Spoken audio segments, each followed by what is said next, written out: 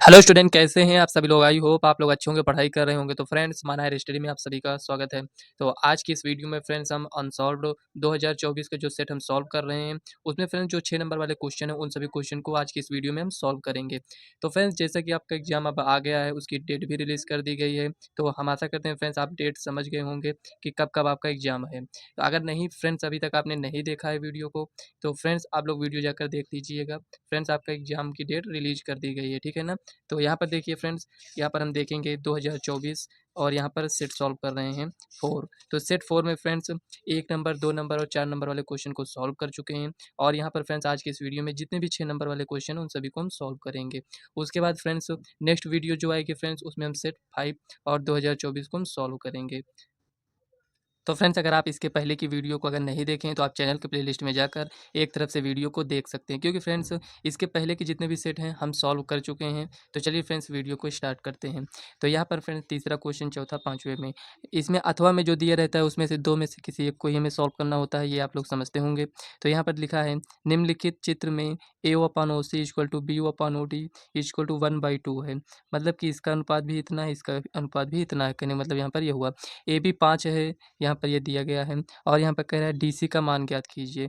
DC का इसमें हमें मान ज्ञात करना है। तो फ्रेंड्स काफ़ी इजी क्वेश्चन है, तो इसको चलिए हम सॉल्व करते हैं।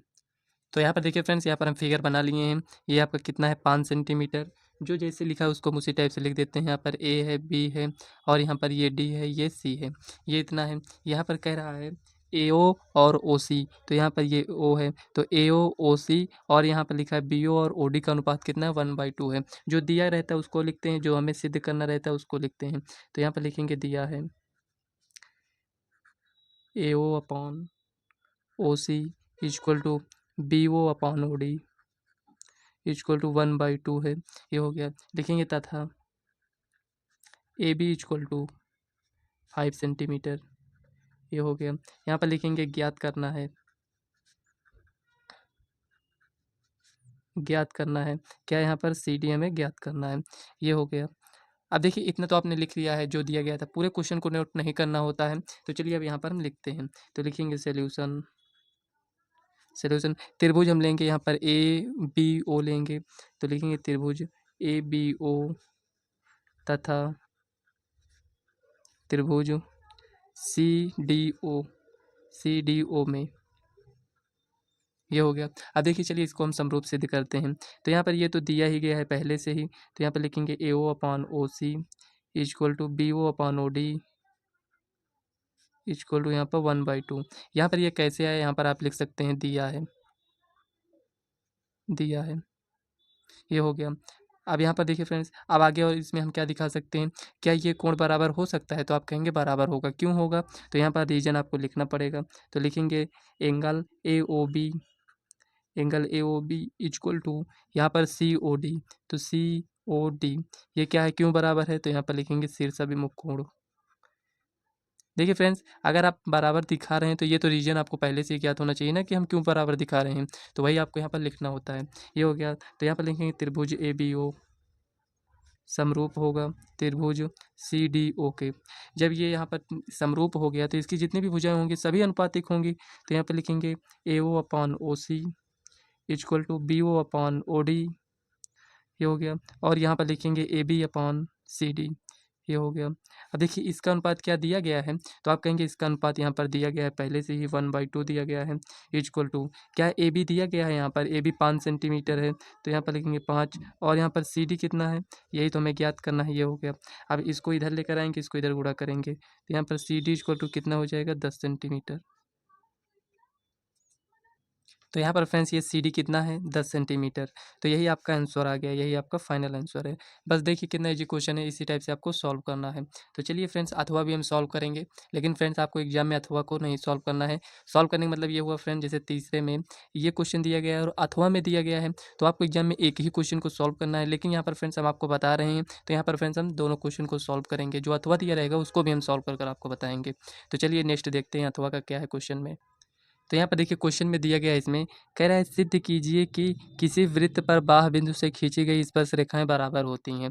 बस इसमें क्या करना है, हमें सिद्ध करना है। तो चलिए फ्रेंड्स, यहाँ पर इस टाइप से दिया गया है। बहुत सारे स्टूडेंट क्या करते हैं फ्रेंड्स, इस टाइप से क्वेश्चन पढ़ते हैं ना, तो उनको समझ में ही नहीं आता कि इसमें कह क्या रहा है। समझ में फ्रेंड्स आपको इसलिए नहीं आता है क्योंकि आप इसके पहले क्वेश्चन को, इस टाइप के क्वेश्चन को सॉल्व नहीं किए रहते हैं। जैसे यहाँ पर हम बताएंगे और आपने सॉल्व किया है, अगर इसी टाइप का क्वेश्चन आ जाएगा तो फ्रेंड्स आप निश्चित है सॉल्व कर लेंगे। तो आपको क्या करना है, क्वेश्चन की ज़्यादा से ज़्यादा प्रैक्टिस करना है। तो चलिए इसको हम सॉल्व करते हैं। क्वेश्चन को आप लोग पढ़ लिए होंगे। तो जैसे मान लेते हैं फ्रेंड्स, इसके पहले वाला क्वेश्चन आपको नहीं आ रहा है और आप अथवा सॉल्व करना चाहते हैं, तो आपको क्या लिखना है, यहाँ पर लिखना है, यहाँ पर तीसरे का अथवा हम सॉल्व कर रहे हैं। तो ये हो गया, ऐसे आपको लिख देना है, बस इतना ही लिखना है। अब देखिए फ्रेंड्स, यहाँ पर जैसे ही आपने इतना फिगर इसको बना लिया है, तो अब आप क्वेश्चन को सॉल्व कर लेंगे, क्योंकि क्वेश्चन को पढ़कर अगर आपने इतना बनाया है तो इसका मतलब आप क्वेश्चन को सॉल्व कर सकते हैं। कह रहा है एक वृत्त है और बाह्य बिंदु से इसी वृत्त पर स्पर्श रेखा खींची गई है, तो हमें सिद्ध क्या करना है कि ये जो लंबाई है स्पर्श रेखा की, ये दोनों बराबर होती हैं, बस इतना आपको सिद्ध करना है। तो यहाँ पर देखिए, ये वृत्त का केंद्र है, इसको क्या करेंगे, यहाँ से मिला देंगे, और ये भी इसको यहाँ से मिलाएंगे, ये हो गया। और हमें इतने को सिद्ध करना है कि ये इतना, ये बराबर है। तो यहाँ पर ये सेंटर है, तो इसको ओ मान लेते हैं। ये ए हो गया, ये बी। नेम आप कुछ भी रख सकते हैं, ये आपके ऊपर है, एक्स वाई जेड भी रख सकते हैं। तो ये आ गया। अब इसको क्या करते हैं, यहाँ पर हम इसको मिलाएंगे, जो जो आप यहाँ पर लिख रहे हैं, मतलब जितना कुछ यहाँ पर लिखे हैं। और आपको क्या करना है, देखिए इतना तो हम बना लिए हैं, लेकिन इसमें हम किए क्या है, ये आपको यहाँ पर लिखना होगा। इसी को देख कर हम यहाँ पर लिखेंगे।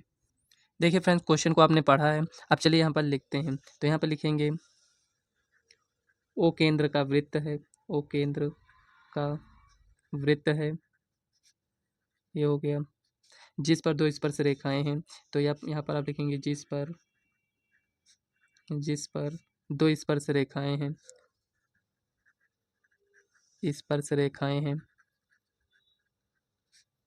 स्पर्श रेखाएं हैं। तो यहाँ पर आप लिख सकते हैं रेखाएं, यहाँ पर बी सी और ए बी हैं, स्पर्श रेखाएं बी सी, और यहाँ पर लिखेंगे तथा यहाँ पर लिखेंगे ए बी है। ये बी सी, ए बी और बी सी ना, ठीक है, यहाँ पर लिख देते हैं ए बी और बी सी है, ये हो गया। अब यहाँ पर लिखेंगे बी ओ को मिलाया है रचना में, ओ, ओ बी तथा ओ बी, यहाँ पर ओ बी तथा ओ सी और ओ ए को मिलाया, ये हो गया। क्योंकि फ्रेंड्स यहाँ पर देखिए, ओ बी को मिलाया, ओ सी को मिलाए हैं और ओ ए को मिलाए हैं, तो यहाँ पर लिखेंगे सिद्ध करना है, सिद्ध करना है। हमें सिद्ध क्या करना है, क्या आप बता सकते हैं? तो हमें सिद्ध करना है बी सी और ए बी को बराबर, ए बी तथा बी सी, ये हमें इसी को सिद्ध करना है कि ये दोनों बराबर हैं या नहीं। ये इतना हो गया। तो यहाँ पर देखिए उत्पत्ति में क्या होगा, उत्पत्ति में वही लिखना है हमें, त्रिभुज, दो त्रिभुज लेना है। तो यहाँ पर एक त्रिभुज ये दिखाई दे रहा हो, एक त्रिभुज ये, तो इसमें क्या करेंगे, दोनों त्रिभुज को लेंगे। तो ओ सी बी लिखेंगे, त्रिभुज ओ सी बी। तो यहाँ पर देखिए त्रिभुज ओ सी बी यहाँ से आए हैं, तो यहाँ से भी इसमें आएंगे ओ ए बी, तो लिखेंगे तथा ओ ए बी में, ये हो गया। अब इसको हम क्या करेंगे, सर्वांगसम दिखाएंगे। अगर हम सर्वांगसम दिखा देते हैं तो इसके जितने भी कोण होंगे और जितनी भी भुजाएं होंगी, सभी एक दूसरे से आपस में बराबर हो जाएंगे। तो यहाँ पर हमें क्या क्या दिखाना होगा, तो यहाँ पर लिखेंगे O B equal to O B, क्यों बराबर है ये, तो यहाँ पर लिखेंगे उभयनिष्ठ है, दोनों त्रिभुज में क्या है, उभयनिष्ठ है, ये हो गया। और यहाँ पर क्या बराबर हो सकता है, यहाँ पर ये 90 हो जाएगा, ये आप प्रमेय पढ़े होंगे, तो लिखेंगे angle C equal to angle A, ये हो गया। तो यहाँ पर लिखेंगे समकोण, आप प्रमेय पढ़े होंगे यहाँ पर, ये हो गया, समकोण हो गया। और इसमें आप क्या बराबर दिखा सकते हैं, तो आप कहेंगे ये जो ओ सी है ये ओ ए के बराबर होगा, क्योंकि वृत्त की त्रिज्या है, तो यहाँ पर लिखेंगे वृत्त की त्रिज्या, ये हो गया। रीजन आपको यहाँ पर लिखना होगा, ये आपको ध्यान देना है, ये हो गया। अब देखिए जब तीनों को यहाँ पर हम बराबर दिखाएं, तो यहाँ पर हम कह सकते हैं त्रिभुज ओ सी बी सर्वांगसम होगा त्रिभुज ओ ए बी के, ओ ए बी के। देखिए दो भुजा बराबर है, एक कोण बराबर है, इसका मतलब यस ए यस रूल से, ये हो गया, इतना आपने लिख लिया है। अब आपको क्या करना है, इसको लिख देना है। तो यहाँ पर लिखेंगे ए बी बराबर बी सी, क्यों बराबर है, सी पी सी टी से। ये सी पी सी टी है क्या, मतलब कि यहाँ पर सर्वांगसम त्रिभुज की संगत भुजाएं और संगत कोण भी बराबर होते हैं। तो ए बी बराबर बी सी, तो यहाँ पर लिखेंगे अतः एक ही बिंदु से, एक ही बिंदु से, एक ही बिंदु से किसी वृत्त पर खींची गई स्पर्श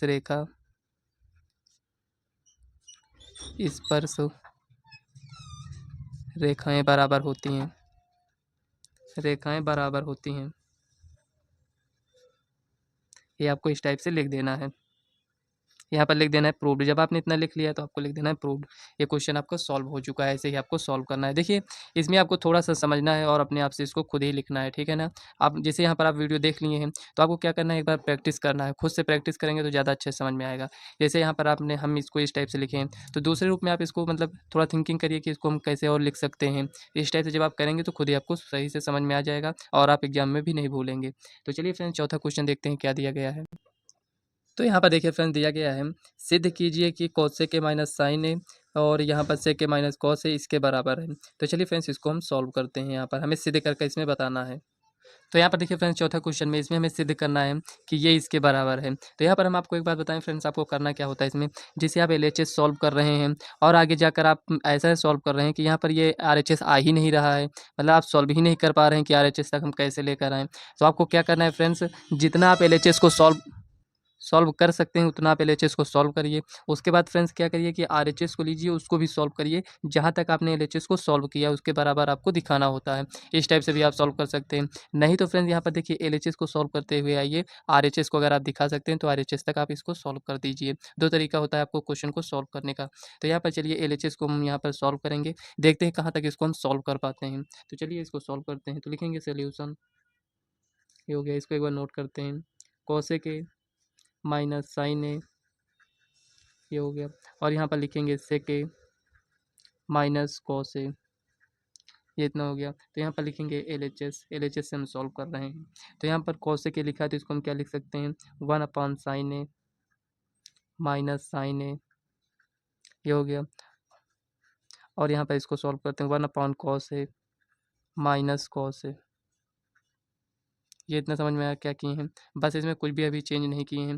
तो ये इतना हो गया। तो चलिए इसका एलसीएम लेते हैं। तो यहाँ पर हो जाएगा 1 माइनस साइन स्क्वायर ए बटे में क्या हो जाएगा, साइन ए, ये इतना हो गया।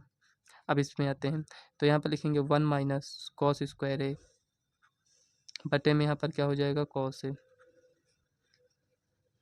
अब देखिए फ्रेंड्स, यहाँ पर आप फार्मूला पढ़े होंगे। 1 माइनस साइन स्क्वायर ए क्या होता है, कॉस स्क्वायर ए होता है। 1 माइनस कॉस स्क्वायर ए क्या होता है, साइन स्क्वायर ए होता है। तो अगर आप लिखना ही चाहते हैं तो फार्मूला आप साइड में भी लिख सकते हैं। तो यहाँ पर अगर आप लिखेंगे, मेन फार्मूला आप लिख देते हैं तो ज़्यादा सही है। तो यहाँ पर लिखते हैं sine square A plus cos square A equal to 1 होता है। इसी को पक्षांतर करके इस टाइप से लिखे हैं, ठीक है ना। तो यहाँ पर 1 माइनस साइन स्क्वायर ए क्या हो जाएगा, कॉस स्क्वायर ए बटे में क्या है, साइन ए।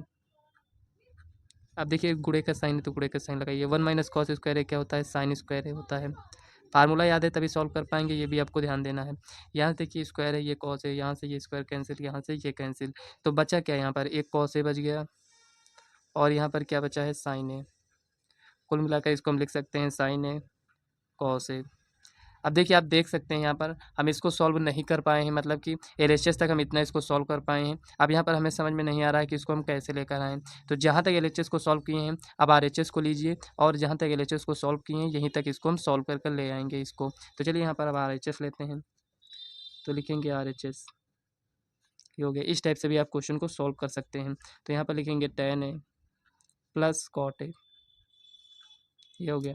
तो चलिए इसको हम सॉल्व करते हैं। यहाँ पर लिखेंगे 1 बाई tan ए को क्या लिख सकते हैं, तो आप कहेंगे साइन ए बटे में cos A plus cot A को क्या लिख सकते हैं, कॉस ए बटे में यहाँ पर लिखेंगे साइन ए, ये इतना हो गया इक्वल टू। यहाँ पर इसका एलसीएम लेंगे तो कितना आएगा, तो आप कहेंगे 1 अपॉन यहाँ पर हो जाएगा sign A cos A, sign A cos A, ये आपका एलसीएम हो गया। अब यहाँ पर इसको एलसीएम तो ये इतना आ गया है तो यहाँ पर लिखेंगे साइन स्क्वायर ए प्लस है तो प्लस लिखिए, यहाँ पर हो जाएगा कॉस स्क्वायर ए, ये इतना हो गया। अब देखिए यहाँ पर बट्टे में लिखा है तो ये ऊपर चला जाएगा। तो यहाँ पर लिखेंगे साइन ए कॉस ए बटे में यहाँ पर क्या हो जाएगा, sign square A plus cos square ए। तो क्या फ्रेंड्स, अब आपको नहीं लग रहा है क्या ये क्वेश्चन सॉल्व हो चुका है। Sign square A plus cos square ए क्या होता है, 1 होता है। तो इसके स्थान पर 1 लिखेंगे तो यहाँ पर हो जाएगा साइन ए कॉस ए, केवल इतना ही बचेगा। क्या ये इसके बराबर नहीं आ गया है, तो यहाँ पर आपको लिख देना है LHS इक्वल टू RHS। यहाँ पर ये हो गया, यहाँ पर लिखेंगे प्रूव्ड, ये हो गया। इस टाइप से आपको क्वेश्चन को सॉल्व करना है। यहाँ पर देखिए फ्रेंड्स, ये क्वेश्चन आपका सॉल्व हो चुका है। तो चलिए इसका अथवा हम सॉल्व करते हैं। तो यहाँ पर देखिए फ्रेंड्स, क्वेश्चन में दिया गया है, एक 15 मीटर ऊंचे मकान के शिखर से एक टावर के शिखर का उन्नयन कोण 30 है। मकान के तल से टावर के शिखर का उन्नयन कोण 60 है। टावर की ऊंचाई तथा मकान से टावर की दूरी ज्ञात कीजिए। हमें क्या ज्ञात करना है इसमें? टावर की ऊंचाई ज्ञात करना है और यहाँ पर मकान से टावर की दूरी ज्ञात करना है। मतलब एक ही क्वेश्चन में हमें 2 क्वेश्चन को इसमें ज्ञात करना है। तो चलिए फ्रेंड्स, काफ़ी ईजी क्वेश्चन है, केवल आपको यहाँ पर फिगर बनाना आना चाहिए। तो देखिए इसमें क्या कह रहा है, कह रहा है यहाँ पर एक मकान है, तो चलिए यहाँ पर हम मकान बना लेते हैं। और कह रहा है यहाँ पर एक टावर है, तो चलिए यहाँ पर हम टावर बना लेते हैं। मकान और टावर की यहाँ पर बीच की दूरी हमें ज्ञात करना है, ये इतना हमें इसको ज्ञात करना है। कह रहा है मकान के शिखर से टावर के शिखर का उन्नयन कोण कितना है? 30 है। मतलब कि यहाँ पर ये कितना है? 30 है। जितना ये होगा उतना यहाँ पर फ्रेंड्स ये भी होगा यहाँ पर, तो इसको मिला देते हैं, ये इतना हो गया। कह रहा है मकान के यहाँ पर तल से, मकान का ये शीर्ष हो गया, ये तल हो गया, तो यहाँ पर इस तल से यहाँ पर और यहाँ पर ये जो यहाँ पर टावर है, इसके शिखर का उन्नयन कोण कितना है? यहाँ पर 60 है। तो यहाँ पर इसको हम बना लेते हैं, ये कितना है? 60 है। ये इतना आपको समझ में आया। कह रहा है मकान की ऊंचाई कितना है? 15 मीटर है। तो हमें ज्ञात क्या करना है? तो यहाँ पर टावर की ऊंचाई एक हमें ज्ञात करना है, एच ज्ञात करना है, और हमें क्या ज्ञात करना है? यहाँ पर इसकी दूरी ज्ञात करना है। तो चलिए इसको नेम दे देते हैं, ए हो गया, बी हो गया, यहाँ पर सी, डी और यहाँ पर ई हो गया। अब चित्र के अकॉर्डिंग यहाँ पर जो कुछ है उसको यहाँ पर लिखेंगे। हमें ए भी ज्ञात करना है और यहाँ पर बी ई ज्ञात करना है, मतलब कि एच ज्ञात करना है। तो चलिए यहाँ पर लिखते हैं, लिखेंगे यहाँ पर चित्रानुसार, चित्रानुसार ये हो गया। तो यहाँ पर आप लिख सकते हैं मकान, अगर आपको लिखना है तो मकान लिख दीजिए, और यहाँ पर लिखना है तो टावर लिख दीजिए, ये समझने के लिए। ये हो गया। चित्रानुसार क्या है यहाँ पर? एडी, एडी कितना है यहाँ पर? 15 मीटर है, ये हो गया। और यहाँ पर लिखेंगे एंगल कितना है यहाँ पर? तो ई डी सी या सी डी ई लिख सकते हैं। तो C D E equal to कितना है? 30 अंश है। और यहाँ पर इसको देखें तो E A B, angle E A B कितना है यहाँ पर? 60 अंश है। ये क्या है यहाँ पर? दिया है, दिया है, ये हो गया। हम लिखेंगे ज्ञात करना है, ज्ञात करना है, क्या ज्ञात करना है यहाँ पर? ए बी तथा यहाँ पर ए बी तथा बी ई, मतलब कि यहाँ पर एच, ये हमें ज्ञात करना है। तो चलिए यहाँ पर लिखते हैं। पहले यहाँ पर हमें क्या दिया गया है? तो यहाँ पर 2 त्रिभुज हम लेंगे, और हमें ध्यान देना होता है कि हम समकोण त्रिभुज ही लेंगे, क्योंकि जो यहाँ पर ट्रिग्नोमेट्री होता है वो समकोण पर ही हम लगाते हैं। तो यहाँ पर ये देखिए, ये जो त्रिभुज है ये आपका समकोण है। तो लिखेंगे त्रिभुज सी डी ई में, त्रिभुज सी डी ई में,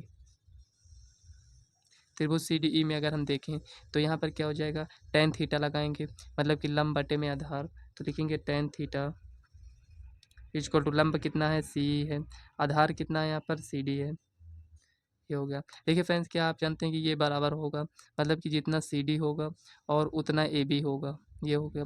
और जितना ए डी होगा, यहाँ पर जितना ए डी होगा उतना यहाँ पर बी सी भी होगा, ये पहले से यहाँ पर बराबर है। तो यहाँ पर tan थीटा इक्वल टू यहाँ पर सी अपॉन सी डी, थीटा कितना है? 30 है, तो लिखेंगे tan 30 इक्वल टू सी ई कितना है? यहाँ पर नहीं ज्ञात है, तो ऐसे लिख दीजिए। सी डी कितना है? यहाँ पर नहीं ज्ञात है, इसको भी ऐसे लिख दीजिए। tan 30 कितना है? √3 होता है, नहीं 1/√3 होगा, तो यहाँ पर लिखेंगे सी ई अपॉन सी डी। अगर दोनों में रिलेशन देखें तो यहाँ पर ये जो सी डी होगा, ये एक मिनट, सॉरी फ्रेंड्स, कहीं पर मिस्टेक हुआ है क्या? सी ई है यहाँ पर, तो सी ई लिखिए। तो यहाँ पर सी डी और यहाँ पर हो जाएगा 1/√3, ये किसके बराबर हो जाएगा? सी ई के। ये समीकरण 1 आपका बन चुका है। अब यहाँ पर लिखेंगे त्रिभुज, कौन सा त्रिभुज अब लेंगे इसमें? तो यहाँ पर हम त्रिभुज लेने वाले हैं, यहाँ पर ये वाला त्रिभुज लिखेंगे ए बी ई में, त्रिभुज ए बी ई में, त्रिभुज ए बी ई लेंगे। तो यहाँ पर लिखेंगे tan 60 इक्वल टू यहाँ पर बी ई कितना है? एच यहाँ पर माने, तो एच हो जाएगा यहाँ पर 60 है, तो एच अपान कितना हो जाएगा? आधार, मतलब कि A B equal to tan 60 का मान कितना होता है? √3, और यहाँ पर ए बी को गुणा करेंगे तो ए बी इक्वल टू यहाँ पर एच हो जाएगा। ए बी कितना है? यही तो नहीं ज्ञात है, जितना ए बी है उतना यहाँ पर सी डी भी है, तो यहाँ पर ए बी के स्थान पर हम सी डी भी लिख सकते हैं। अगर देखिए फ्रेंड्स यहाँ पर अगर हम आपसे कहें कि यच के स्थान पर हम क्या लिख सकते हैं, तो आप कहेंगे यहाँ पर यच के स्थान पर अगर आप लिखना चाहते हैं तो यहाँ पर बी सी प्लस सी को अगर आप जोड़ देते हैं तो हमें यच मिल जाएगा। तो यहाँ पर ये बी सी कितना है, यहाँ पर 15 है, तो 15 प्लस सी ई यहाँ पर इक्वल टू किसके बराबर होगा, यच के बराबर। तो यहाँ पर देखिए हम कैसे लिखेंगे, यहाँ पर यच के स्थान पर हम इसको लिखेंगे। ये कैसे है समझ में आया फ्रेंड्स? यहाँ पर देखिए ये पूरा यच है, अगर हम बी सी और सी को जोड़ते हैं तो हमें क्या मिलेगा, यच ही तो मिलेगा ना। तो वही यहाँ पर हम लिखेंगे यच के स्थान पर। तो यहाँ पर लिखते हैं, थोड़ा आगे इसको बढ़ाएंगे तो √3 ए बी इक्वल टू यहाँ पर हो जाएगा 15 प्लस यहाँ पर सी, ये हो गया इतना। अब इसको हम कैसे सॉल्व करेंगे, इसको हम पक्षांतर कर रहे हैं तो लिखेंगे √3 A B minus 15 equal to यहाँ पर सी। देखिए हमें सी तो ज्ञात नहीं करना है, तो यहाँ पर ये समीकरण 2 बन गया। देखिए सी के बराबर ये इतना है और सी के बराबर ये इतना है, इसका मतलब ये समीकरण दोनों बराबर होंगे। तो लिखेंगे समीकरण 1 व 2 से। तो यहाँ पर लिखेंगे समीकरण 1 व 2 से, 1 व 2 से। तो यहाँ पर 1 व 2 से अगर हम देखें समीकरण 1 व 2 से तो दोनों बराबर हैं। तो यहाँ पर लिखेंगे 1/√3 सी डी और यहाँ पर हो जाएगा ये दोनों बराबर हैं, तो यहाँ पर लिखेंगे √3 ए बी माइनस 15, ये हो गया। अगर हम ए बी के स्थान पर हमें ए बी ज्ञात करना है तो यहाँ पर सी डी किसके बराबर है, ए बी के बराबर है। तो यहाँ पर लिखेंगे 1/√3 और यहाँ पर सी डी के स्थान पर ए बी लिखते हैं इक्वल टू, यहाँ पर ये जो यहाँ पर प्लस में इस साइड लेकर आएंगे तो √3 ए बी हो जाएगा इक्वल टू यहाँ पर -15। इतना आपको समझ में आया कि नहीं? अब इसका एलसीएम लेते हैं तो कितना आएगा, तो यहाँ पर इसको थोड़ा सही से लिख देते हैं ताकि आप लोगों को समझ में आए। तो यहाँ पर लिखेंगे A B minus √3 A B equal to यहाँ पर -15। ये कुछ इस टाइप से लिखा है। तो चलिए एलसीएम लेते हैं, तो एलसीएम लेंगे तो यहाँ पर √3 हो जाएगा, यहाँ पर होगा ए बी माइनस √3 इंटू √3 कितना हो जाएगा 3 ए बी, ये हो गया इक्वल टू -15, ये हो गया। इतना समझ में आया? जब आपको समझ में आ रहा होगा तो आप स्टेप खुद ही बढ़ा सकते हैं। तो यहाँ पे इसको इसे माइनस करेंगे तो 2 ए बी हो जाएगा इक्वल टू, ये इस साइड जाएगा तो -15 √3 हो जाएगा, माइनस से माइनस कैंसिल, तो ए बी इक्वल टू यहाँ पर कितना हो जाएगा 15 √3/2। तो क्या यहाँ पर फ्रेंड्स एक का मान आ चुका है, तो आप कहेंगे एक का मान हमें मिल चुका है, तो यहाँ पर लिखेंगे मीटर, ये हो गया। अगर हमें यच ज्ञात करना है तो अब हम क्या करेंगे इसमें, तो यहाँ पर लिखेंगे यच इक्वल टू यहाँ पर कितना था √3 ए बी है, तो ए बी की वैल्यू को यहाँ पर हम रखेंगे तो H equal to √3 into A B कितना है ये है, तो लिखेंगे 15 √3/2, ये हो गया। अब देखिए 15 √3 को √3 से गुणा करेंगे तो 3 आएगा, तो 15 3 45 हो जाएगा, 45/2 यहाँ पर ये मीटर, ये आपका आ चुका है आंसर। तो यहाँ पर आप एक बार आंसर लिख दीजिए सही से, तो लिखेंगे 45/2 मीटर और यहाँ पर ए बी कितना है, यहाँ पर A B equal to 15 √3/2 metre, ये हो गया। अब आप इसको एक बॉक्स में ऐसे बंद कर दीजिए ताकि लगे कि हाँ ये आपका फाइनल आंसर आ चुका है। ऐसे यहाँ पर साइड में आंसर लिख दीजिए, तो ये क्वेश्चन आपका सॉल्व हो चुका है। तो यहाँ पर ये फाइनल आंसर आ चुका है। तो चलिए फ्रेंड्स नेक्स्ट क्वेश्चन को सॉल्व करते हैं, क्या दिया गया है। तो यहाँ पर देखिए फ्रेंड्स 5वां क्वेश्चन इसमें दिया गया है, कह रहे हैं एक ठोस धातु के बेलन के दोनों सिरे अर्धगोलाकार हैं। देखिए यहीं से आपको समझ लेना है, कह रहा है ठोस धातु के बेलन, आपको एक बेलन बनाना है, उसके जो दोनों सिरे हैं वो क्या है, अर्धगोलाकार हैं। इसकी संपूर्ण ऊंचाई 19 सेंटीमीटर है। कह रहा है बेलन का व्यास 7 सेंटीमीटर है। इस ठोस का भार ज्ञात कीजिए। हमें भार ज्ञात करना है। यहाँ पर कुछ आपको आगे भी दिया गया है, कह रहा है 1 सेंटीमीटर क्यूब धातु का भार इतना ग्राम है। मतलब कि जितना भी सेंटीमीटर क्यूब जो हम क्वेश्चन को सॉल्व करेंगे, जितना भी आएगा फ्रेंड्स उसमें हम क्या करेंगे, इससे गुणा कर देंगे, तो वो हमारा किस में बदल जाएगा, ग्राम में बदलेगा। तो ग्राम वही क्या है, इसमें भार, तो हमें भार ज्ञात करना है। मतलब जो भी क्वेश्चन में आंसर आएगा उसमें हमें क्या करना है, 4.5 से गुणा करना होगा, ठीक है ना। तो चलिए इसको हम सॉल्व करते हैं। देखिए फ्रेंड्स इसमें हम बना रहे हैं, आपको यहाँ पर समझना है कि कैसे बनाना है। तो यहाँ पर एक बेलन हम बना लेते हैं यहाँ पर। चलिए ये बेलन हम बना लिए हैं। यहाँ पर ये कुछ इस टाइप से है। तो यहाँ पर कह रहा है कि दोनों सिरे अर्धगोलाकार हैं, तो यहाँ पर ये दोनों सिरे अर्धगोलाकार यहाँ पर बना दे रहे हैं। यहाँ पर ये कुछ इस टाइप से हो जाएगा, ये इस टाइप से आपको बनाना है। कह रहा है संपूर्ण ऊंचाई, मतलब कि यहाँ पर कुल ऊंचाई कितना है, यहाँ पर 1 मिनट फ्रेंड्स बता रहे हैं आपको, 19 सेंटीमीटर है, ठीक है 19 सेंटीमीटर है, ये हो गया। कह रहा है कि ये जो व्यास है, अर्धगोलाकार जो व्यास है यहाँ पर, ये कितना है 7 सेंटीमीटर है, तो यहाँ पर हम लिख दे रहे हैं 7 सेंटीमीटर, ये हो गया। तो यहाँ पर हमें आयतन ज्ञात करने के लिए नहीं कह रहा है। हम आयतन की हेल्प से फ्रेंड्स यहाँ पर हम भार को ज्ञात करेंगे। सबसे पहले इसका हम आयतन ज्ञात करेंगे, इसी के अकॉर्डिंग फ्रेंड्स हम भार ज्ञात करेंगे, क्योंकि जब तक हमें आयतन नहीं ज्ञात होगा हम भार नहीं ज्ञात कर पाएँगे। क्योंकि इसमें खुद ही हिंट में दिया गया है कि 1 सेंटीमीटर क्यूब धातु का भार कितना है, 4.5 ग्राम। तो जितना भी आएगा हम गुणा कर देंगे। इसका आयतन निकालेंगे, इसका आयतन निकालेंगे, बेलन का आयतन निकालेंगे। आधे-आधा इसका आयतन निकालने से अच्छा है यहाँ पर पूरे गोले का आयतन निकाल लेंगे, मतलब अर्धगोले का आयतन निकालने के बाद 2 से गुणा कर देंगे। कहने का मतलब ये हुआ। तो चलिए यहाँ पर लिखते हैं। तो यहाँ पर लिखेंगे एक एक ठोस बेलन है, एक ठोस बेलन है जिसके दोनों सिरे अर्धगोलाकार हैं,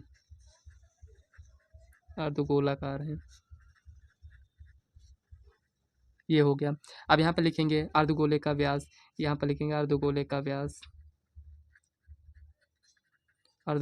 व्यास कितना है, d यहाँ पर 7 सेंटीमीटर। ये हो गया। यहीं पर हम r निकालते हैं तो 7/2 हो जाएगा। इतना समझ में आया। अब यहाँ पर अगर हम ऊंचाई ज्ञात करें, देखिए यहाँ पर व्यास तो यहाँ पर हमें समझ में आ जाएगा कि ठीक है कितना है। तो यहाँ पर व्यास 7.2 सेंटीमीटर, ये क्या हो जाएगा, त्रिज्या हो जाएगा। तो अगर हम बेलन की ऊंचाई ज्ञात करना चाहें तो कैसे ज्ञात करेंगे, लिखेंगे बेलन की ऊंचाई। ये अगर आप ऊंचाई ज्ञात कर लेते हैं तो समझ लीजिए आप क्वेश्चन को सॉल्व कर चुके हैं। तो यहाँ पर बेलन की ऊंचाई हम कैसे ज्ञात करेंगे ये समझिए। पूरे इसमें ऊंचाई में से अगर हम 7 को माइनस कर देते हैं तो यहाँ पर कितना आ जाएगा, 12 सेंटीमीटर। ये कैसे आया थोड़ा समझ लीजिए। देखिए यहाँ पर फ्रेंड्स ये व्यास है, इसका मतलब यहाँ पर ये इसकी त्रिज्या होगी। ये त्रिज्या कितना होगा, 7.2 सेंटीमीटर। इतने को और यहाँ पर ये भी त्रिज्या होगा, इतने को अगर हम माइनस कर देते हैं दोनों तरफ से, इतना और ये इतना, मतलब कि 7.2 को 2 बार माइनस करेंगे तो ये कितना हो जाएगा, 7। कुल मिलाकर हमें 7 को माइनस करना होगा, किस में से, कुल ऊंचाई में से। तो 12 में से 7 गया, सॉरी फ्रेंड 19 में से 7 गया, कितना बचेगा, 12 सेंटीमीटर। ये क्या है, बेलन की ऊंचाई है। जब आप इतना यहाँ पर सॉल्व कर चुके हैं तो इसके आगे आपको सॉल्व करने में प्रॉब्लम नहीं होगी, क्योंकि यही ऊंचाई निकालने में स्टूडेंट मिस्टेक कर देते हैं, यहीं से फ्रेंड्स उनका आंसर नहीं आता है। तो चलिए यहाँ पर लिखेंगे सोल्यूशन। यहाँ पर लिखेंगे ठोस का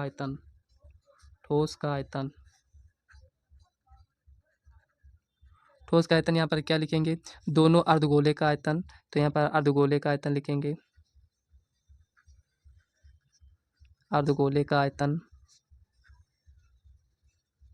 यहाँ पर 2 से गुणा कर देते हैं, ये हो गया, प्लस करेंगे और यहाँ पर लिखेंगे बेलन का आयतन।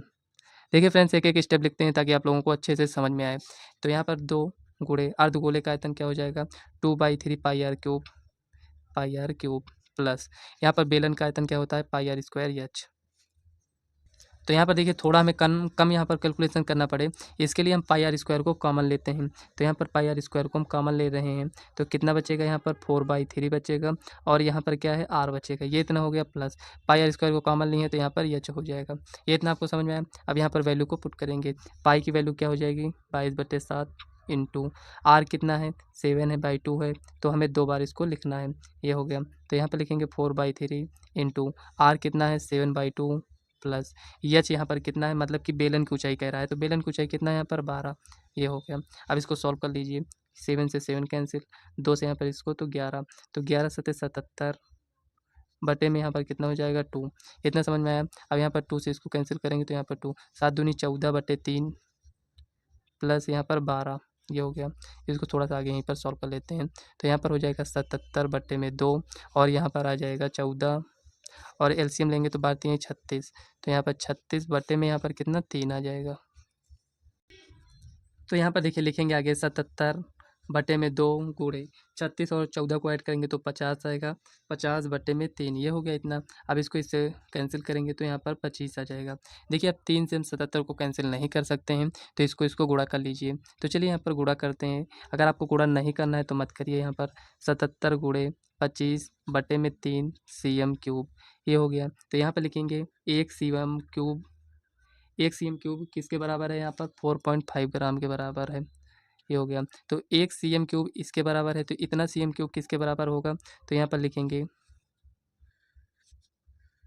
ये हो गया। तो यहाँ पर लिखेंगे 77 गुणे 25/3 इंटू यहाँ पर 4.5 है, मतलब कि 45/10 लिख सकते हैं। ये हो गया। तो चलिए इसको कैंसिल करते हैं। तो यहाँ पर 3 से तो 15 बार में जाएगा, यहाँ पर 10 से तो यहाँ पर देखिए 5 दूनी 10, 5 तिहाई 15, ये हो गया। तो चलिए सबको गुणा करते हैं। 25 सत्ते 175, 175 का यहाँ पर 5 हो जाएगा, बचेगा कितना 17 बचेगा। तो 25 सत्ते 175, 175 में 17 को ऐड करिए तो 175 10 85 5 90 2 92, तो 192 ये हो गया। और इंटू 3 बटे में यहाँ पर 2 इक्वल टू, तो 3 पचे 15 का 5 हो जाएगा, 3 दूना 6 1 7, 3 9 27 का 7, 3 1 9 3 2 5 बटे में 2। तो यहाँ पर ये इतना ग्राम आ गया है। इसको अगर आप थोड़ा और सॉल्व करना चाहते हैं तो सॉल्व कर लीजिए, नहीं यहीं पर आंसर लिख दीजिए। 200 की इसको सॉल्व करें, 2 दूनी 4, 17 बचेगा, तो 2 8 16, एक मतलब यहाँ पर 17 हो जाएगा, तो 2 8 16, यहाँ पर 15 हो जाएगा, तो 15 मतलब कि 214.2.5, तो यहाँ पर देखिए 2887.5 ग्राम, यही आपका फाइनल आंसर हो जाएगा। इस टाइप से आप क्वेश्चन को सॉल्व कर सकते हैं। तो देखिए फ्रेंड्स, ये क्वेश्चन आपका सॉल्व हो चुका है। अब एक क्वेश्चन है, चलिए उसको भी हम सॉल्व कर लेते हैं। तो यहाँ पर देखिए फ्रेंड्स, अथवा में दिया गया है, कह रहा है 15 सेंटीमीटर त्रिज्या वाले एक वृत्त की कोई जीवा केंद्र पर 60 अंश की कोण अंतरित करती है, लघु वृत्तखंड का क्षेत्रफल ज्ञात कीजिए। तो चलिए फ्रेंड्स, लघु वृत्तखंड का हम क्षेत्रफल इसमें ज्ञात करते हैं। तो देखिए फ्रेंड्स, यहाँ पर ये वृत्त है, तो यहाँ पर आपसे कह रहा है लघु वृत्तखंड का क्षेत्रफल, तो ये सेंटर होगा। ये मान लेते हैं फ्रेंड्स, ये कोई जीवा है यहाँ पर, और इसको हम यहाँ पर मिलाएंगे, ये त्रिज्या ये त्रिज्या, तो यहाँ पर वृत्तखंड क्या होगा, जो यहाँ पर ये इस टाइप से, इतना फ्रेंड्स हमें इसका क्षेत्रफल यहाँ पर ज्ञात करना है। तो चलिए फ्रेंड्स, इसका क्षेत्रफल हम ज्ञात करते हैं। तो फ्रेंड्स, आपको क्या करना है, जब आप एग्जाम देते हो तो यहाँ पर क्या करना है कि जैसे यहाँ पर आप क्वेश्चन को सॉल्व कर चुके हैं, इतना स्पेस है यहाँ पर, तो इसमें आपको सॉल्व नहीं करना है, इसके नेक्स्ट पेज से आपको क्वेश्चन को सॉल्व करना है, ठीक है ना। तो यहाँ पर ये इतना है, तो जो भी दिया गया है इसको हम लिख लेते हैं। तो यहाँ पर कह रहा है कि 60 अंश का कोण अंतरित करता है, और यहाँ पर त्रिज्या कितना है, 15 सेंटीमीटर है। तो लिखेंगे, दिया है, क्या दिया गया है यहाँ पर, त्रिज्या आर इक्वल टू यहाँ पर कितना है, 15 सेंटीमीटर, थीटा कितना है यहाँ पर 60 अंश है, ये हो गया। ज्ञात क्या करना है, लिखेंगे ज्ञात करना है लघु वृत्तखंड का क्षेत्रफल, लघु वृत्तखंड का क्षेत्रफल। यही क्वेश्चन फ्रेंड्स अगर 2 नंबर में आता है, एक मिनट फ्रेंड, लघु वृत्तखंड का क्षेत्रफल, अगर ये क्वेश्चन 2 नंबर में आता फ्रेंड्स, तो यहाँ पर आपसे लघु वृत्तखंड का क्षेत्रफल ना कहता, कहता त्रिज्यखंड का क्षेत्रफल, तो वो और ईजी हो जाता। तो यहाँ पर लिखेंगे सॉल्यूशन, तो फार्मूला लिख देते हैं, लघु वृत्तखंड का क्षेत्रफल। तो यहाँ पर क्या करेंगे, लघु वृत्तखंड का क्षेत्रफल में, इसमें हम क्या करेंगे, त्रिज्यखंड का क्षेत्रफल, त्रिज्यखंड का क्षेत्रफल, त्रिज्यखंड के क्षेत्रफल से माइनस त्रिभुज का क्षेत्रफल, त्रिभुज का क्षेत्रफल, त्रिज्यखंड के क्षेत्रफल में पूरा क्षेत्रफल आ जाएगा, उसमें से हम इसको जो यहाँ पर ये इतना है, त्रिभुज जो दिखाई दे रहा है, इसको माइनस कर देंगे तो ये इतना आ जाएगा। तो यहाँ पर अगर आप नेम देना चाहते हैं तो ओ ए बी सी यहाँ पर नेम दे दीजिए। त्रिज्यखंड का क्षेत्रफल यहाँ पर कितना हो जाएगा, ओ ए बी, ओ ए, यहाँ पर एक मिनट फ्रेंड्स, यहाँ ओ ए यहाँ पर लिख देते हैं, तो O A C B, O A C B minus O A B, त्रिभुज ओ ए बी, इसमें से माइनस कर देंगे, फार्मूला लिखेंगे, लिखेंगे इक्वल थीटा अपॉन में यहाँ पर 360 हो जाएगा इंटू पाई आर स्क्वायर, ये आपका त्रिज्यखंड के क्षेत्रफल का फार्मूला हो गया, -1/2 आर स्क्वायर साइन थीटा। इतना समझ में आया। आर स्क्वायर को यहाँ पर आप कॉमन भी ले सकते हैं, तो आर स्क्वायर हो जाएगा थीटा अपॉन 360 इंटू पाई -1/2, और यहाँ पर क्या हो जाए, आर स्क्वायर को आप कॉमन ले चुके हैं तो यहाँ पर लिखेंगे साइन थीटा, इतना हो गया। तो देखिए आर स्क्वायर, थीटा कितना है 60 बटे में यहाँ पर 360 इंटू पाई है तो अभी रहने दीजिए इसी तरह, तो 1/2 लिखेंगे साइन 60, ये इतना समझ में आया। यहाँ पर आर कितना है, 15 का स्क्वायर करना है आपको, इससे ये कैंसिल, इससे यहाँ पर इसको कैंसिल करेंगे तो 1/6 पाई माइनस 1/2 साइन 60 का मान √3/2, ये हो जाएगा। इसमें आप इक्वल का साइन लगा दीजिए ऐसे, तो 15 का स्क्वायर 225, अब देखिए यहाँ पर पाई/6 माइनस √3/4, ये इतना हो गया। अब यहाँ पर लिखेंगे 225, अब इसका एलसीएम कितना हो जाएगा 12, तो यहाँ पर 2 पाई माइनस 4×3 = 12 मतलब कि 3√3 हो जाएगा, ये इतना समझ में आया आपको। लिखेंगे 225 225 हो जाएगा और यहाँ पर लिखेंगे 12, ये इतना आ गया। अब यहाँ पर 2 इंटू पाई का मान 3.14, एक मिनट फ्रेंड्स क्या दिया गया है उसी को लिखते हैं। तो 3.14 ही दिया गया है, माइनस 3 √3 की वैल्यू 1.7 दिया गया है, 1.73, ये इतना हो गया। अब इसको सॉल्व करते हैं, तो चलिए यहाँ पर आगे यहीं पर सॉल्व कर लेते हैं। तो यहाँ पर लिखेंगे 225 बटे में 12। अब इसको गुणा कर लेते हैं यहाँ पर, तो कितना हो जाएगा, 2 चौका 8, 2 को 1 से गुणा करेंगे तो 2, 2 तिहाई 6, ये हो गया, ये इतना। एक मिनट फ्रेंड सही है। अब यहाँ पर लिखेंगे माइनस, अब इसको इससे गुणा करेंगे तो 3 त्रिक का 9 हो जाएगा, 3 सत्ते 21 का 1 हासिल आया 2, तो 3 को 1 से गुणा करेंगे तो 3 2 5, पॉइंट 2 स्थान बाद लगा देंगे, ये इतना हो गया। अब इसको सॉल्व करते हैं, तो लिखेंगे 225 बटे में 12, ये आ गया। अब इसको सॉल्व करिए तो यहाँ पर 18 में से 9 जाएगा तो 9 बचेगा। उसके बाद यहाँ पर देखिए 1 में से 1 जाएगा तो 0, 6 में से 5 जाएगा तो 1 बचेगा, पॉइंट 2 स्थान बाद लगाएंगे तो यहाँ पर हम 0 लगा देते हैं, ठीक है ना, इतना समझ में आया। अब देखिए यहाँ पर 25 चौको 100 हो जाएगा, 25 अट्ठे 200 होता है तो ये 9 बार में जाएगा क्योंकि 225 है, तो 3 त्रिक का 9, 3 चौक 12, इतना समझ में आया यहाँ पर। अब देखिए यहाँ पर थोड़ा सा इसको और सॉल्व करिए, तो ये अब आपका सॉल्व नहीं हो पाएगा, तो इसको इससे गुणा कर लेते हैं, तो यहाँ पर 327 हो जाएगा, 327 बटे में यहाँ पर 4 चौक 16।